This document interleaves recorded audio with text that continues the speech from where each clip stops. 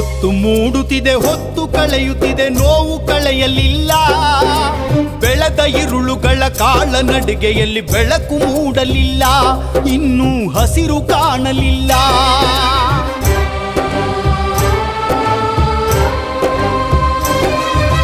ಹೊತ್ತು ಅತ್ತನ್ನು ಬೆವರ ಸುರಿಸುತ್ತಾ ನಿತ್ಯ ಸತ್ತ ರೈತ, ಅವನ ದುಡಿಮೆಗೆ ಅವನ ದಣಿವಿಗೆ ಬೆಲೆ ಬಾರಲಿಲ್ಲ, ಬದುಕು ಹಸನಾಗಲಿಲ್ಲ.